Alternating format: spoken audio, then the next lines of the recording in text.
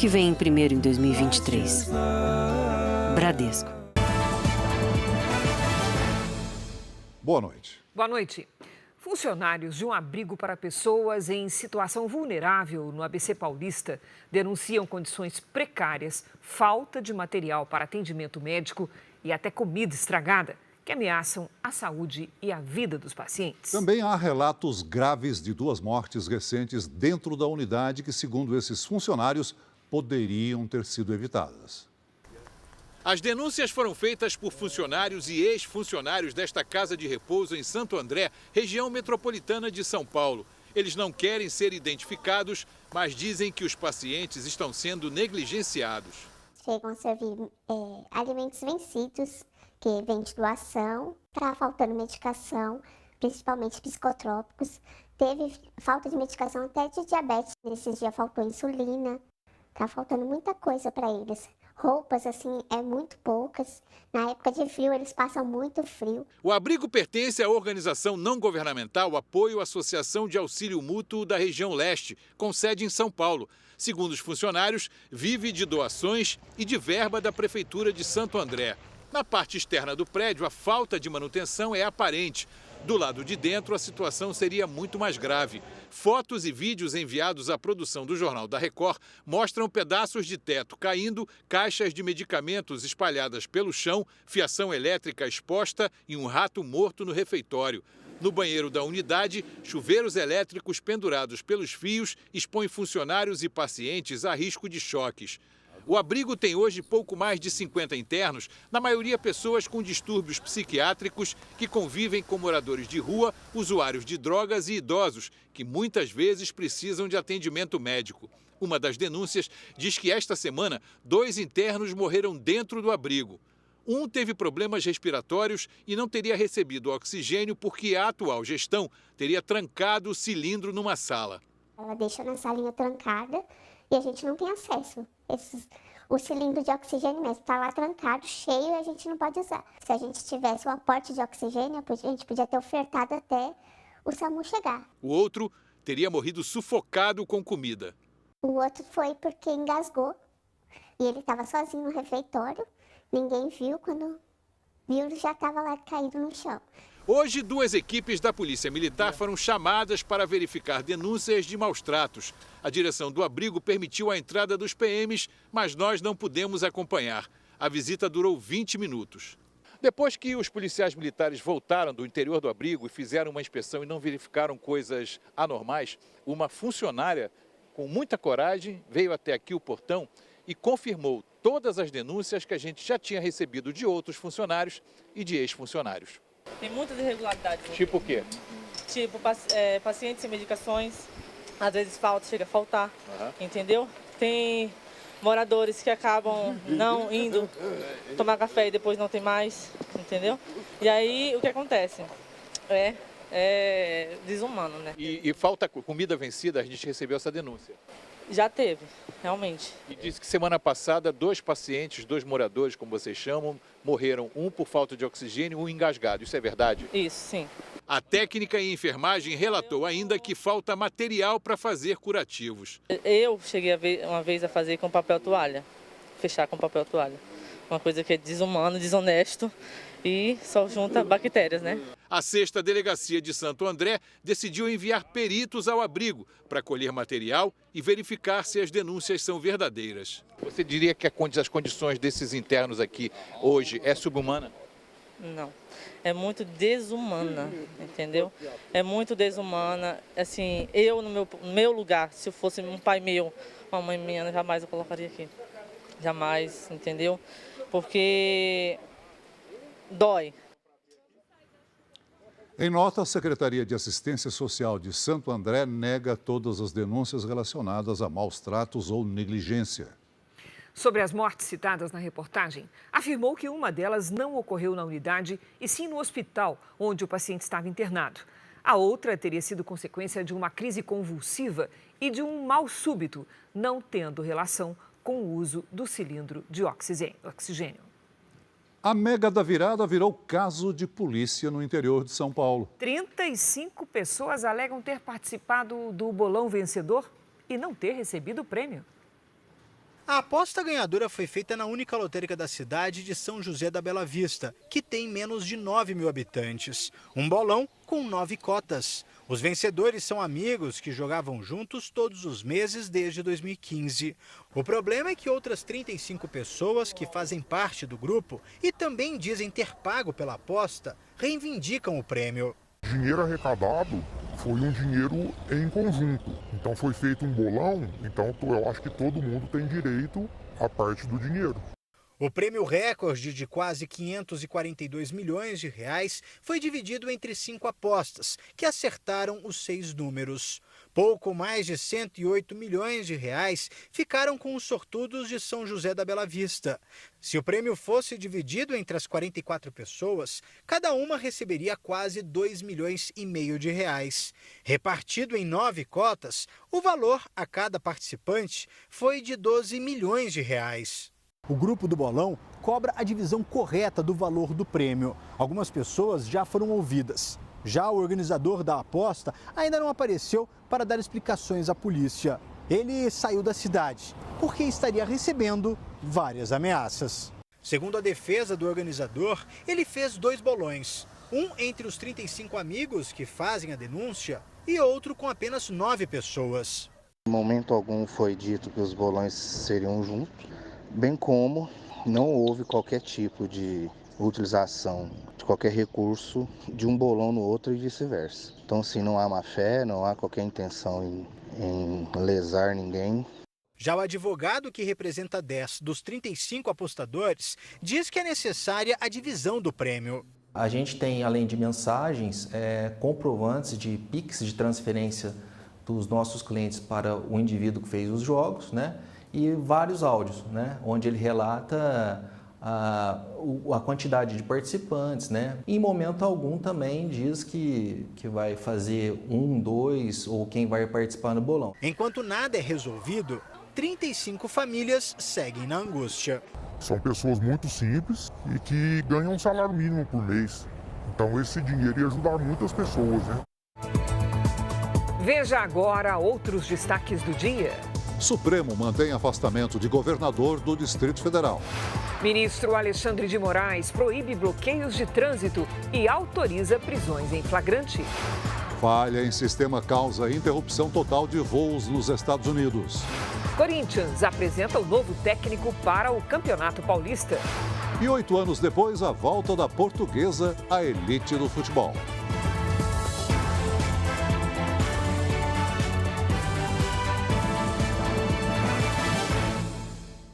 Oferecimento: cartões Bradesco, muito mais benefícios.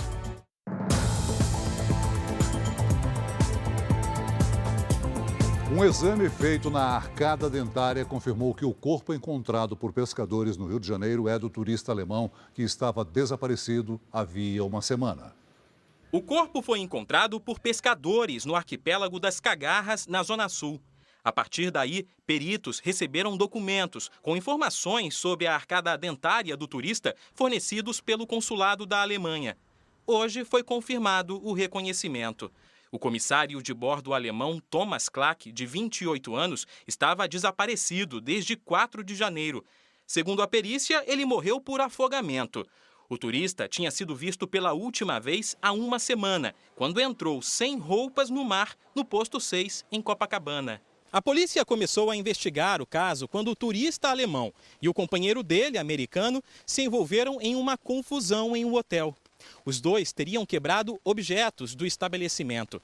No dia seguinte, a dupla também teria tentado invadir um prédio em Ipanema, na zona sul da cidade.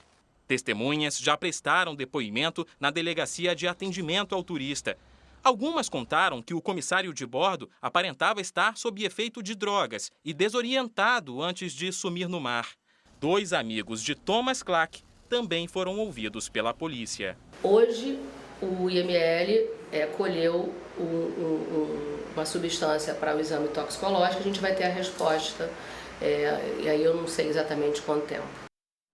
A Justiça de Minas Gerais converteu em preventiva a prisão do pai e da madrasta, suspeitos de omissão de socorro no caso que levou à morte um menino de 2 anos. A criança chegou ao hospital inconsciente e com ferimentos na cabeça. Ela teve 2 paradas cardíacas e não resistiu. O corpo da criança foi enterrado hoje em Santa Luzia, na região metropolitana de Belo Horizonte. Minha família está acabada, está destruída, a gente está sem acreditar. Ian Henrique de Almeida Rocha tinha 2 anos e 11 meses. Ele morreu ontem de madrugada depois de chegar já em coma neste hospital na capital mineira. Ian estava com o pai e a madrasta. Os médicos suspeitaram que os ferimentos na criança não foram causados por uma queda, como alegou o pai, e chamaram a polícia. O pai de Ian e a atual companheira dele foram presos em flagrante por omissão de socorro. Após a morte da criança, a prisão do casal foi convertida em preventiva devido aos indícios de maus-tratos.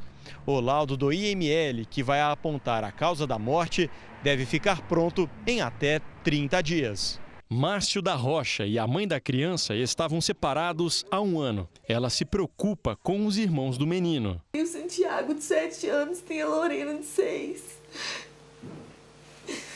Nossa, eles é muito apaixonado com o Ian, gente. Nossa, eles estão sofrendo demais. E quer uma resposta para o que aconteceu com o filho. Nós vamos buscar todos os meios possíveis para garantir que, de fato, haja total resposta, que é o que a família quer. Homens armados invadiram um galpão de uma empresa de comércio eletrônico em Barueri, na Grande São Paulo. Pelo menos 6 vans foram roubadas pelos criminosos. Os veículos estavam vazios. Houve perseguição. 3 suspeitos foram presos e 5 veículos recuperados. A cidade de Rosário, no Maranhão, registrou 48 casos de malária em menos de 2 semanas. Entre os pacientes está um bebê de 8 meses. A malária é transmitida por um mosquito e os sintomas mais comuns são febre alta, calafrios e dores de cabeça.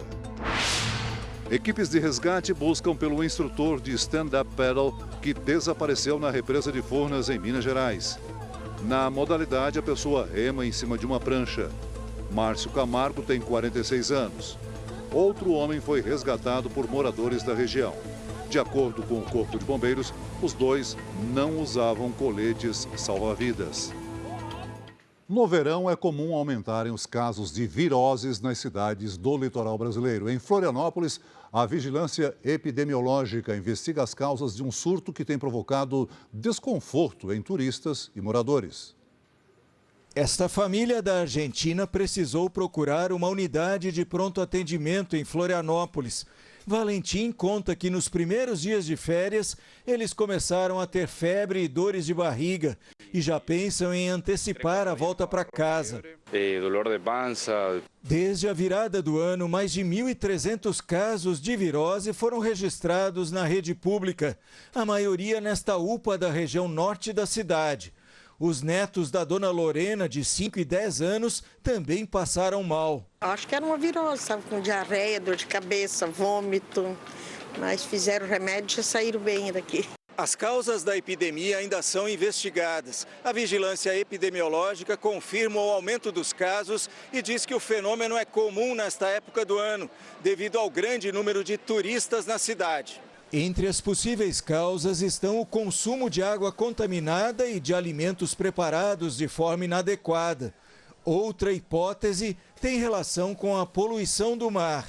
Segundo o Instituto do Meio Ambiente, algumas praias muito procuradas pelos turistas, como Jurerê e Canasvieiras, têm pontos impróprios para o banho. A Vigilância Epidemiológica Municipal aguarda o resultado de exames para identificar o agente causador da epidemia. As pessoas que estão aproveitando o verão, que tomem cuidado realmente, procurem lugares próprios para banho, procurem consumir alimentos de boa procedência. Esta gastroenterologista do Hospital Moriá reforça que os pacientes precisam se hidratar e comer alimentos leves. Água, chá, suco, sempre precisa ser usado. Outra coisa que é muito importante, você não fazer automedicação, tá? Você deve procurar um atendimento onde você vai ser orientado. Isso é um quadro leve, que na maioria das vezes resolve num período de 2, 3 dias. A queda do sistema que controla o tráfego aéreo causou o cancelamento ou adiamento de pelo menos 7.000 voos nos Estados Unidos. Durante algumas horas, na manhã desta quarta-feira, nenhum avião decolou do país. Aeroportos de todo o país foram afetados. Milhares de aeronaves ficaram em modo de espera. Aviões já com passageiros embarcados, prontos para decolar ou ainda em solo, foram alertados para aguardar. Por volta das 9h30 da manhã, no horário de Brasília, o Departamento de Aviação Civil dos Estados Unidos anunciou um blackout de um dos sistemas de segurança usados por pilotos e torres de controle. Um radar que monitora voos por todo o mundo mostrou centenas de aviões em solo durante a pane.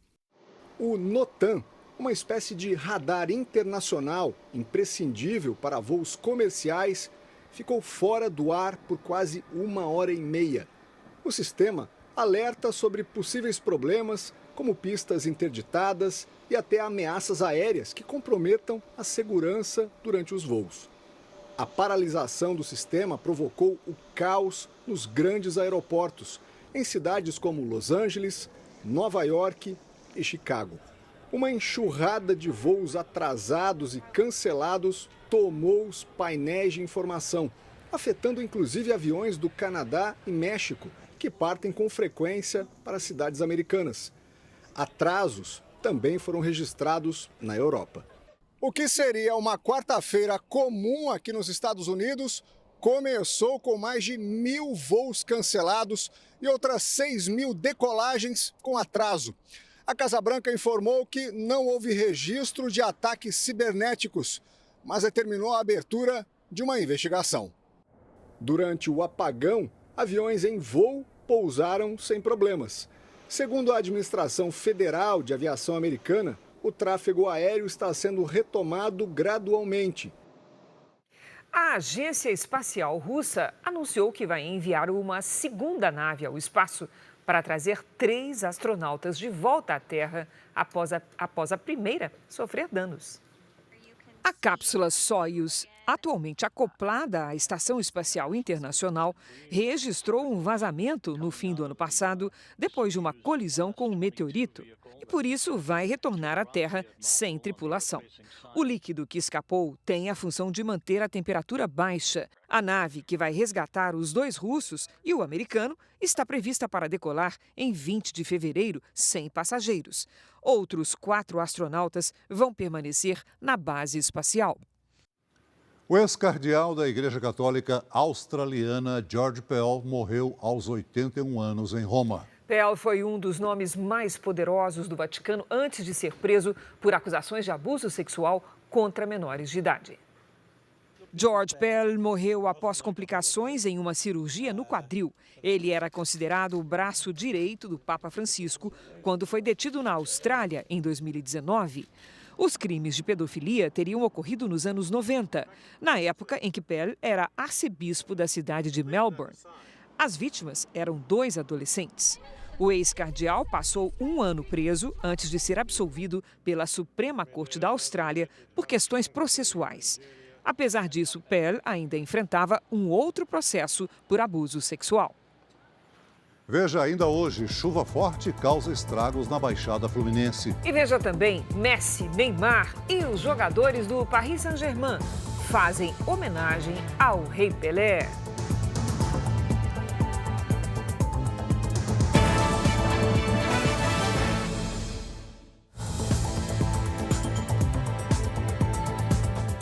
O presidente Lula conversou hoje com o governador de São Paulo, Tarcísio de Freitas, do Republicano, sobre a possibilidade de privatização do Porto de Santos. Lula também deu posse às ministras da Igualdade Racial e dos Povos Originários. As 2 posses ministeriais que faltavam aconteceram hoje com a presença do presidente Lula. Aniele Franco, ministra da Igualdade Racial, e Sônia Guajajara, dos Povos Originários. Mais cedo, Lula recebeu deputados e senadores que participaram da aprovação do decreto de intervenção federal na segurança pública do Distrito Federal. Lula defendeu o diálogo, mas disse que não teve alternativa. Eu, sinceramente, não gostaria de ter feito uma intervenção. Eu gostaria de ter resolvido isso conversando, mas as pessoas que estavam lá não estavam dispostos sequer a conversar, porque eles faziam parte daqueles que estavam praticando vandalismo no Brasil. Um grupo de pessoas alopradas que ainda não entenderam que a eleição acabou. O presidente da Câmara demonstrou apoio ao decreto. O ato de entrega do projeto de decreto legislativo, número 1 de 23, editado por Vossa Excelência e referendado pelo Congresso Nacional, cumpre o rito democrático, legal e constitucional da efetivação dessas ações que, por certo, terão rumo daqui para frente com muito diálogo, mas com muita firmeza em defesa dos preceitos maiores da nossa Constituição. Também hoje, Lula recebeu Helder Barbalho, do MDB, governador do Pará. O presidente escolheu Belém como cidade candidata a sediar a reunião do Clima COP30 em 2025. O presidente também se encontrou com Tarcísio de Freitas, do Republicanos, governador de São Paulo e ex-ministro de Bolsonaro. Os dois conversaram sobre privatizações. A principal é a do Porto de Santos, o maior da América Latina e responsável por quase 30% do comércio internacional do Brasil. Segundo interlocutores, Lula se mostrou disposto a avaliar o projeto, que pode gerar quase 20 bilhões em investimentos. Lula tem procurado se descolar da crise da segurança no Distrito Federal e manter uma agenda dentro da normalidade. Essa semana ele vai se encontrar com Fernando Haddad para definir uma agenda para a economia. Até agora, o Ministério da Fazenda não apresentou um plano concreto de trabalho. O mercado ainda aguarda que o Ministério da Fazenda apresente novas regras para controlar os gastos públicos e também uma proposta de reforma tributária. Um destaque internacional: em Paris, 6 pessoas foram atacadas com uma faca em uma das estações de trem mais movimentadas da Europa. Uma das vítimas teve ferimentos graves. A polícia disparou contra o agressor, que não teve a identidade revelada. Ele foi detido e hospitalizado na sequência. As autoridades não consideram que a ação tenha sido terrorista, mas a motivação ainda é investigada. A estação de trem, que foi palco do ataque, é uma importante ligação entre Paris, Londres e o norte do continente europeu. No Peru, a promotoria abriu uma investigação contra a presidente Dina Boluarte e outros integrantes do alto escalão após a morte de 18 pessoas na repressão a protestos contra o governo.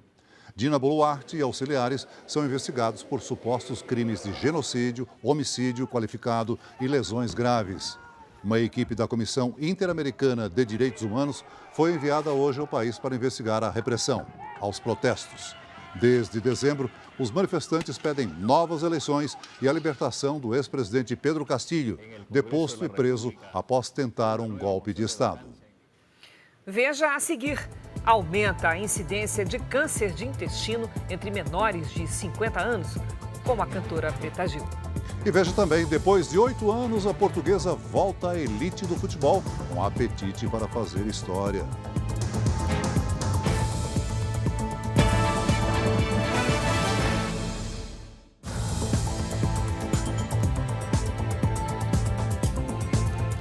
Nas últimas semanas, o câncer de intestino levou à morte o Rei Pelé e também o ídolo do Vasco, Roberto Dinamite.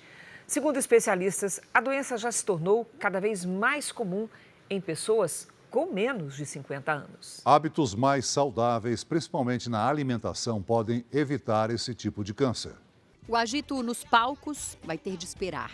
Na próxima segunda-feira, a cantora Preta Gil, de 48 anos, inicia um tratamento contra um câncer no intestino. Ela anunciou o diagnóstico nas redes sociais. Estive nos últimos 6 dias internada por conta de um desconforto que vinha sentindo. Tenho um adenocarcinoma. O adenocarcinoma é o tipo mais comum de tumor maligno. Pode aparecer em qualquer parte do trato digestivo. O da cantora Preta Gil afetou a porção final do intestino. O câncer de intestino tem uma das maiores taxas de incidência entre nós brasileiros. De acordo com uma pesquisa recente do Instituto Nacional do Câncer, o país deve registrar mais de 45 mil novos casos até 2025. No fim de dezembro, o câncer de intestino e outras complicações mataram o Rei Pelé. Esta semana, a doença levou o ex-jogador Roberto Dinamite.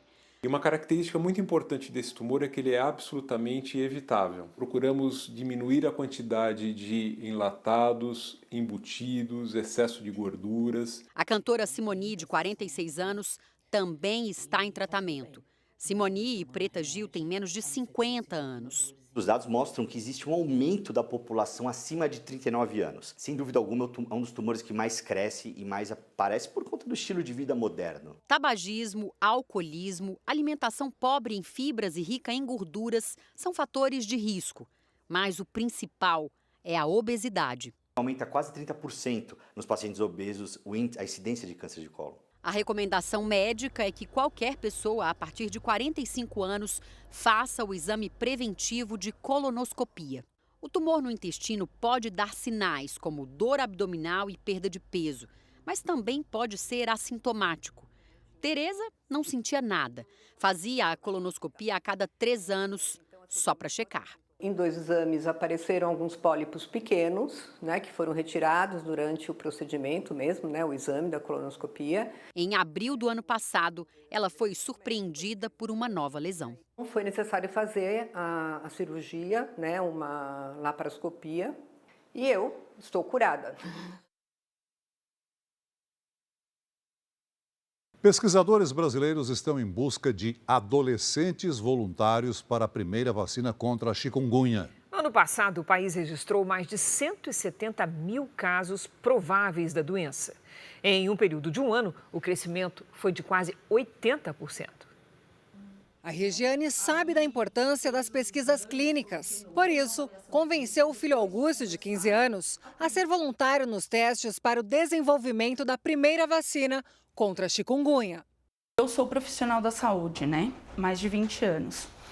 E aí eu expliquei como que funcionava tudo. E ele, de princípio, ficou meio assim, depois...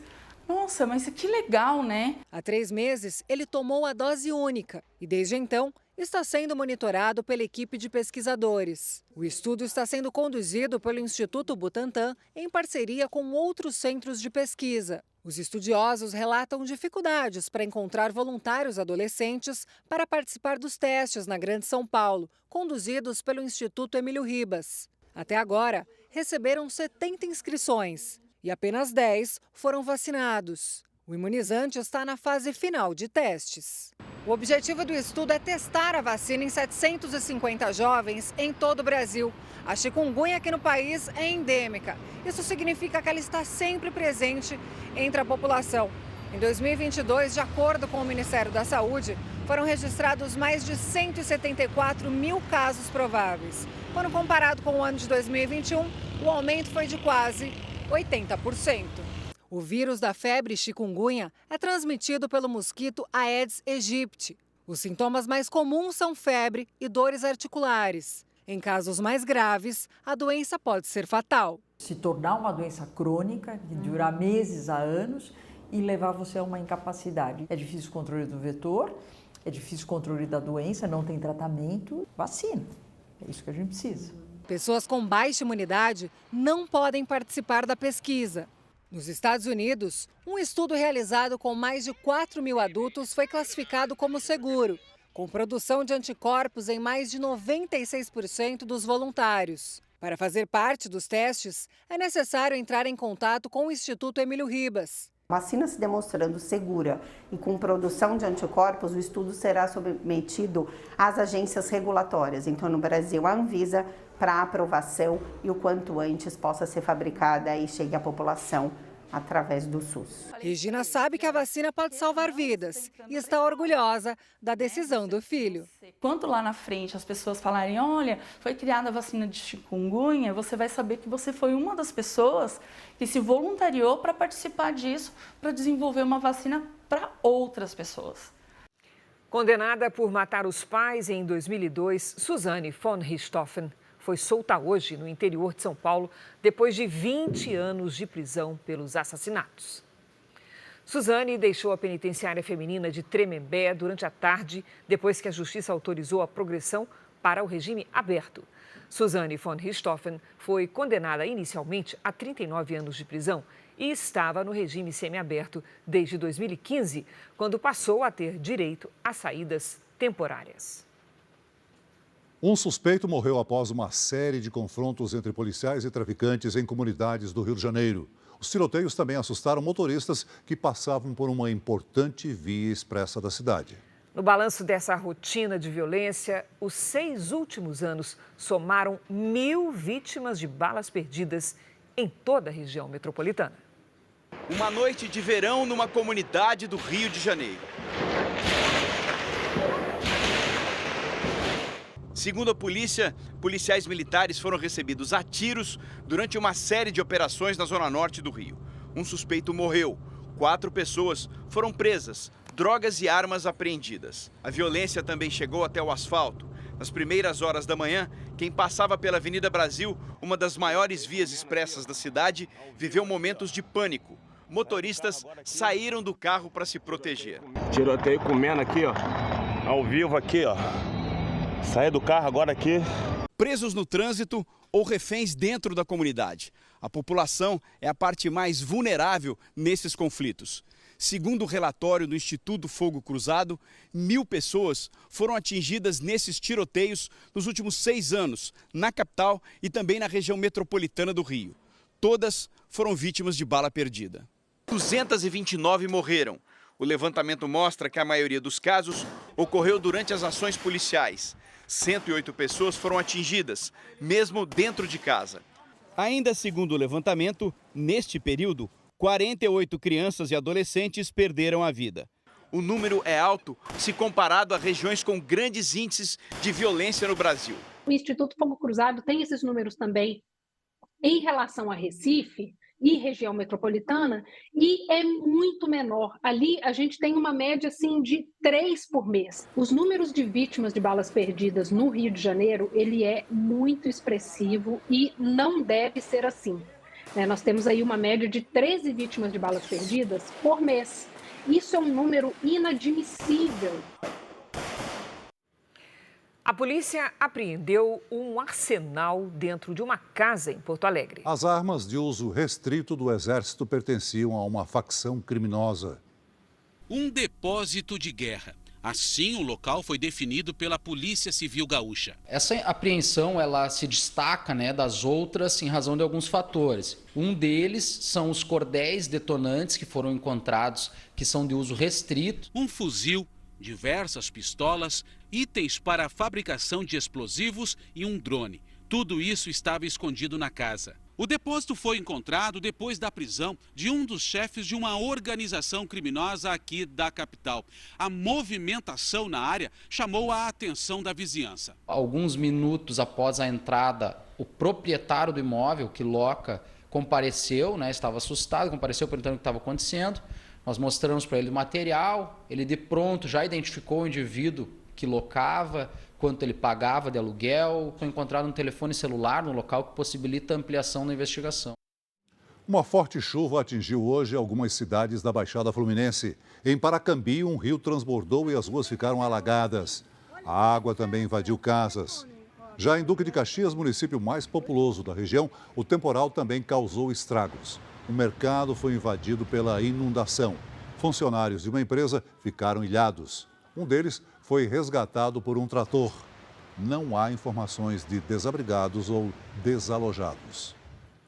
Minas Gerais tem quase 600 municípios em alerta para chuvas fortes. 216 estão em situação de emergência. 21 pessoas já morreram em decorrência dos temporais. Em Governador Valadares, 4 bairros foram inundados depois do transbordamento do Rio Doce. A ação foi gritar os moradores para sair, procurar tirar os idosos, muitas crianças e bem materiais a gente deixamos em último plano. 21 pessoas já morreram em Minas Gerais durante o período chuvoso que começou em setembro do ano passado. A última vítima foi um homem de 25 anos que teve a casa alagada em Antônio Dias, no Vale do Aço. 216 municípios declararam estado de emergência e quase 13 mil pessoas estão desabrigadas ou desalojadas. As chuvas também causaram danos estruturais. A Prefeitura de João Molevade, a 100 quilômetros de Belo Horizonte, começou a obra no asfalto que cedeu por causa do solo encharcado. No início da semana, uma caminhonete foi engolida pela cratera. Apesar do susto, o motorista não ficou ferido. Em Ouro Preto, a Defesa Civil interditou novamente a área conhecida como Morro da Forca, onde no ano passado 2 casas foram atingidas por um deslizamento de terra. Um bloco de pedras começou a desprender lá do alto e levou à interdição da principal via de acesso ao centro histórico.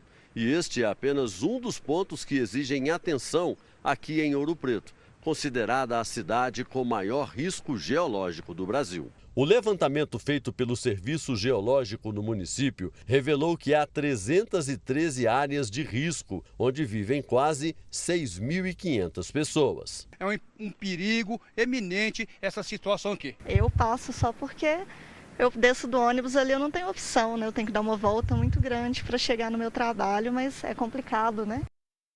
Então vamos saber com a Lidiane Sayuri até quando seguem esses alertas. Lid, parece que a situação vai se agravando, né? Boa noite. Boa noite, Cris. Boa noite, Celso. Boa noite a todos que nos acompanham. Olha, os alertas estão mantidos até o fim de semana. Das 17 bacias hidrográficas monitoradas pelo Brasil, 5 delas estão em situação crítica. Os rios Doce, Muriaé e Pomba, destacados em vermelho, já transbordaram. O Rio das Velhas e o do São Francisco, em amarelo, estão no limite de inundação. As imagens de satélite ainda mostram muitas nuvens carregadas entre o sudeste e o centro-oeste. A chuva pode causar novas enchentes, deslizamentos e vir com granizo no Rio de Janeiro, em Minas, São Paulo e em Mato Grosso do Sul. Até o fim do dia, os temporais atingem também a região norte e a fronteira com o Uruguai. Nada de chuva apenas nesta pequena área, no interior do Nordeste. Em Porto Alegre, calorão de 35 graus. No Rio de Janeiro, faz até 33. Em Salvador, 29. Em Manaus e Rio Branco, até 32. Nesta quinta-feira, atenção nestes locais. Em Angra dos Reis e em Taubaté, a chuva pode vir com granizo. Em Muriaé e Corumbá, a quantidade de água será bem alta. Em São Paulo, vocês viram que o sol já se apresentou, né? Pois é, nesta quinta-feira ele volta e à tarde faz até 28 graus com pancadas de chuva. No Tempo Delivery, começamos atendendo Joseni, do Gama, no Distrito Federal. Vamos lá. Oi, Joseni. Chove e faz sol até o fim de semana. O risco de temporais é alto. Nesta quinta faz 28 graus. Na sexta e no sábado, até 27. Agora é o Gilberto de Ouro Preto, Minas Gerais. Olha lá, Gilberto, a quantidade de chuva será menor nos próximos dias, mas o solo está encharcado e há chance de mais transtornos. Cuidado nas áreas próximas aos rios e cachoeiras, há risco de transbordamentos e cabeças d'água. Máxima de 28 graus. Participe do Tempo Delivery, mande seu pedido pelas redes sociais com a hashtag #VocêNoJR. Cris, Celso. Valeu, Lidy. Até amanhã, Lidy. O governo reforçou a segurança e fechou a esplanada dos ministérios em Brasília para evitar o risco de violência em novas manifestações convocadas para hoje. O ministro do Supremo, Alexandre de Moraes, determinou que as autoridades impeçam tentativas de interromper o tráfego em vias públicas ou rodovias em todo o país. A proibição vale para bloqueios ou invasões que prejudiquem o tráfego de veículos e o acesso a prédios públicos. A medida prevê prisão em flagrante e multa de R$20 mil para pessoas físicas e R$100 mil para empresas que descumprirem as ordens. Com o alerta de uma nova manifestação marcada para hoje, a esplanada dos ministérios e a Praça dos Três Poderes, que foram liberadas ontem, voltaram a ser interditadas. A segurança foi reforçada por agentes da Força Nacional. Ao todo, 16 estados anunciaram o envio de policiais militares para ajudar no policiamento da região. Hoje, o interventor na segurança pública do Distrito Federal afirmou que não haverá mais destruição. A gente quer tranquilizar a população, todos os servidores, de que não há hipótese de se repetir na capital federal o que aconteceu, os fatos inaceitáveis que aconteceram no último dia 8. Temos o total apoio do efetivo, das corporações, dos homens de segurança do Distrito Federal, que tem compromisso com a República e com o Estado democrático de direito. O interventor Ricardo Capelli avaliou que houve falta de comando na Secretaria de Segurança Pública no domingo e criticou a atuação do então secretário Anderson Torres, que teve a prisão decretada ontem pelo ministro Alexandre de Moraes. 13 servidores da Segurança Pública nomeados por Torres e que atuaram no domingo foram exonerados. Segundo o interventor, todos os participantes do vandalismo ocorrido nas sedes dos 3 poderes já foram identificados e os que não foram presos serão monitorados. O Ministério da Justiça divulgou hoje que a Polícia Federal efetivou 1.261 autos de prisão e apreensão desde os atos de depredação. E 1.028 pessoas já foram transferidas para penitenciárias do Distrito Federal. Vamos agora ao vivo a Brasília, porque o plenário do Supremo Tribunal Federal formou maioria para manter a decisão do ministro Alexandre de Moraes de afastar por 90 dias Ibanez Rocha do governo do Distrito Federal. O STF também formou maioria a favor da ordem de prisão do ex-secretário de Segurança, Anderson Torres. Quem tem os detalhes é a nossa colega Nathalie Machado. Olá, Nathalie, boa noite. Boa noite, Cris. Boa noite, Celso. Boa noite a todos. Os ministros acompanharam o entendimento do ministro Alexandre de Moraes de que o governador afastado, Ibanez Rocha, foi dolosamente omisso. Ou seja, ele sabia dos riscos dos atos extremistas do último domingo, mas não tomou nenhuma decisão, não agiu para tentar impedir a ação dos vândalos nas sedes dos 3 poderes da República aqui em Brasília. Então, dessa maneira, com essa decisão, o governador afastado, Ibanez Rocha, ele fica fora do poder por 3 meses. Em nota, a defesa do governador afastado diz que ele está tranquilo e que as investigações vão mostrar que Ibanez é inocente.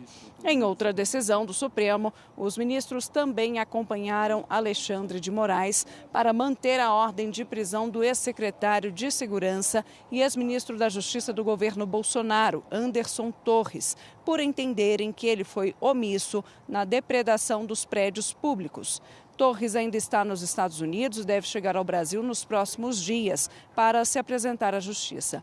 Até o momento, os ministros Gilmar Mendes, Edson Fachin, Carmen Lúcia, Dias Toffoli, Luiz Roberto Barroso, Luiz Fux, Ricardo Lewandowski e a presidente do Supremo Tribunal Federal, Rosa Weber, acompanharam o ministro Alexandre de Moraes nas 2 decisões. Esses julgamentos terminam hoje, à meia-noite. Cris, Celso. Obrigada pelas informações, Nathalie. O ex-presidente Jair Bolsonaro já voltou para casa onde está hospedado no estado americano da Flórida. Bolsonaro foi visto ontem à noite chegando ao local após deixar o hospital. O ex-presidente ficou 2 dias internado com dores abdominais.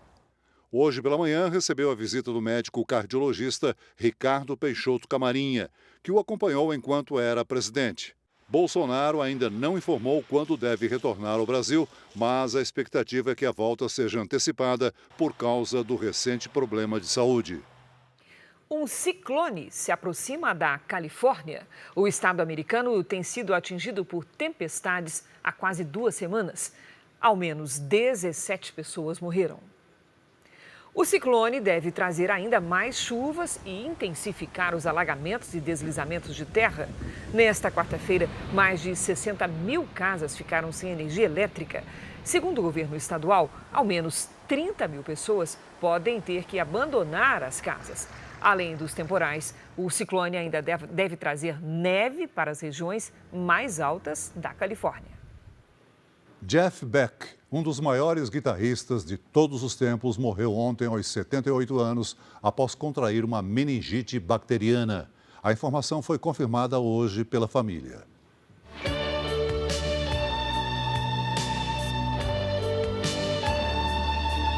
O britânico foi um dos únicos a unir a música clássica ao rock.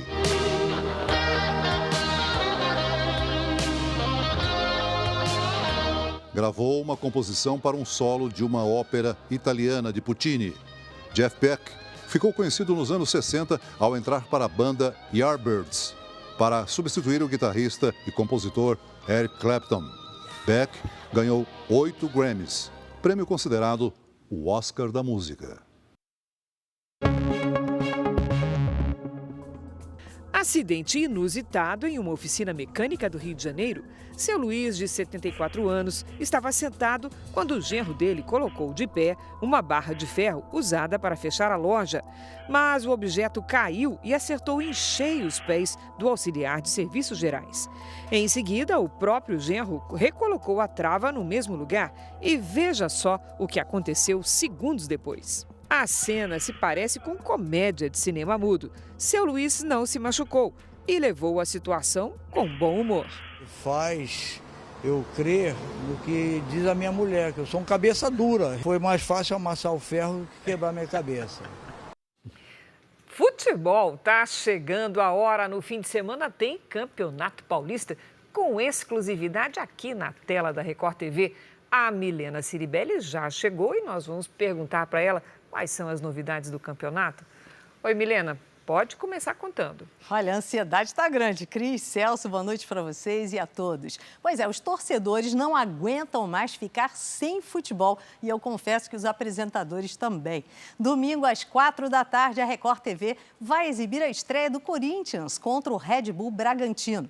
O Timão apresentou hoje o novo técnico. Fernando Lázaro já tem história no clube e aprendeu com quem sabe. Depois de um ano, o Corinthians reabriu o treino para a imprensa. Muitas lentes para ver a grande novidade, um técnico que foi formado no clube.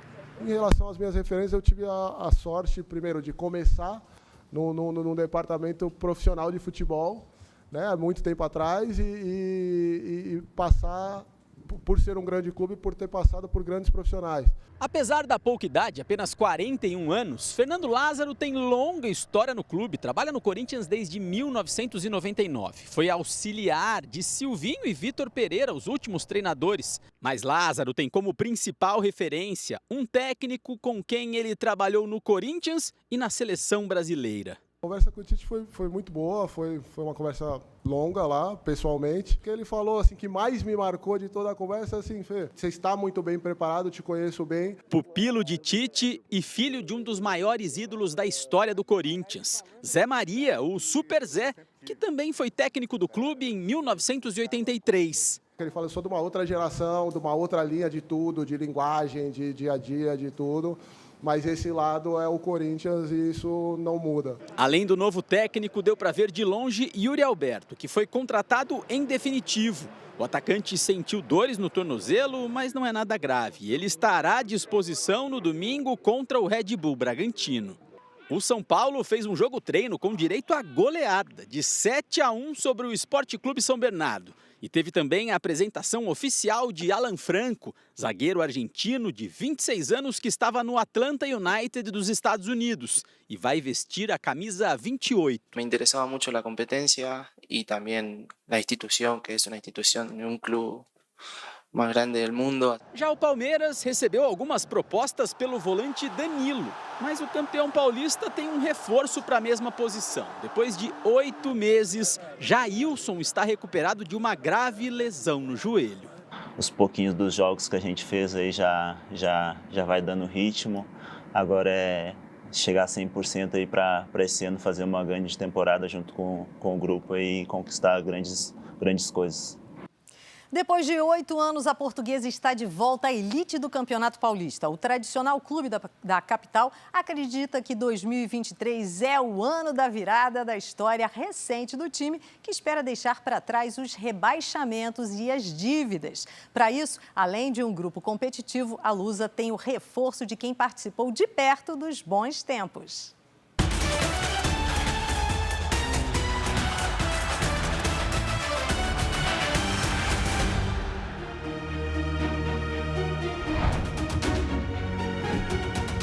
O Canindé sente a chegada de bons ventos de uma nova era. Para disputar o Paulistão, a Portuguesa conta com jovens talentos que têm se destacado nos gramados, como Lucas Paraíso, que como atleta de base chegou a fazer 22 gols em 25 jogos no Campeonato Paulista Sub-20. Espero só dar o meu melhor e com certeza a gente vai fazer história.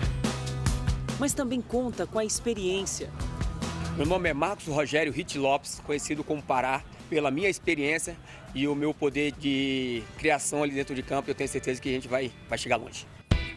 O lateral já foi 2 vezes campeão da Libertadores e com o Santos jogou 4 finais do Paulistão seguidas, sendo campeão 3 vezes. Mas a Lusa também conta com José Vicente, o bigode de aço. Ele joga na retaguarda, deixou de ser vaqueiro no interior da Bahia e acompanha o clube há 25 anos. Que tem história. Você pega um amor, cara. Porque minha vida, assim, eu costumo falar, eu moro na Portuguesa e visito na minha casa. Bigode de Aço é segurança da Portuguesa e viveu algumas épocas de glória. Para ele, impossível esquecer uma vitória em especial. Foi contra o Vasco em 2001. O time carioca tinha sido campeão brasileiro e da Copa Mercosul no ano anterior e contava com um esquadrão de respeito em campo. Bateu uma emoção? Você sabe quanto foi o jogo, não? 5-4 para a Portuguesa. Romário fez 3. Mas na memória também estão vivas as tristezas pelas quais a Lusa passou nesses anos. Cada ano que passava, nada dava certo, cara. Aí veio o rebaixamento da Série B em 2013. Foi um período de trevas, né? Foi. Porque assim, nós fomos direto. Série B, Série C, Série D e ficamos sem campeonato. Ele sabe bem o que é resistir nos momentos difíceis, sem abandonar a camisa, sem perder a paixão. Teve uma época aqui que eu achei que nós não ia sair do fundo do poço, não. Chorei. Chorei várias vezes, não vou mentir para vocês. A Portuguesa teve o seu momento de ouro na década de 50, quando participou de grandes competições no Brasil e no exterior. Recebeu títulos importantes. Tanto que, ao longo da história, a Portuguesa já chegou a ter 37 jogadores atuando aqui no time e também na seleção brasileira ao mesmo tempo. E quem sabe agora, a chegada de uma nova era, com a escolta atenta do Bigode de Aço, fazer uma boa campanha no Paulistão e, quem sabe, reconquistar de novo a credibilidade em cenário nacional. O clube ensaia a retomada, o que muda o clima no estádio dentro e fora do gramado. Quando existe esperança, voltam as brincadeiras, as piadas. Agora, você acredita que já ofereceram, um jogador ofereceu 10 mil para ele tirar o bigode? Eu lembrei o Atis. O Atis jogou no Flamengo. Olha, você não quis pegar, ô Vicente? Peguei. Rapaz, o bigode cresce, rapaz. Pega esses 10 mil aí pra gente. Você tiraria o seu por 10 mil? Tiraria até o cabelo da cabeça. A descontração e integração da equipe são visíveis. O comprometimento do treino, levado a sério, também. Esse ano, os torcedores fiéis, os amantes da Portuguesa, vão ver o time disputar um campeonato de elite do futebol novamente. O Campeonato Paulista, que será transmitido com exclusividade pela Record TV.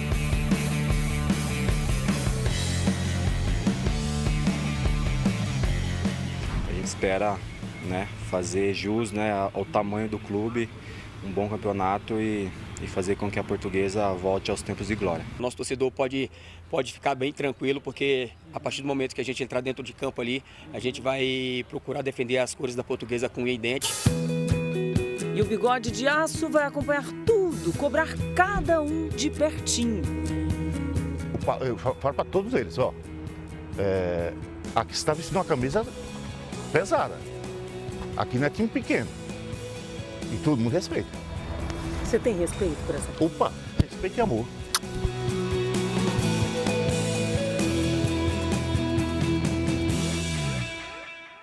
Eu conheci amor à camisa, agora ao bigode, parabéns pela postura. Hoje o campeão mundial Messi fez seu primeiro jogo após a Copa do Mundo. No aquecimento, os jogadores do PSG, entre eles Neymar, fizeram uma homenagem ao rei Pelé. O jogo foi do líder do campeonato francês contra o Lanterna. Antes da partida, todos os atletas foram a campo com uma camiseta branca com a foto de Pelé. Nela estava escrita a expressão Eterno Rei. Muito bonita a homenagem ao nosso querido rei Pelé. Então eu fico por aqui e amanhã volto com outras informações do esporte. Cris, Celso. Obrigada, Milena. Boa noite, Milena. Boa noite. Essa edição termina aqui e à 00:30 tem mais Jornal da Record. Fique agora com a novela Jesus. E logo após Amor Sem Igual tem A Lei e o Crime. Ótima noite para você. Boa noite.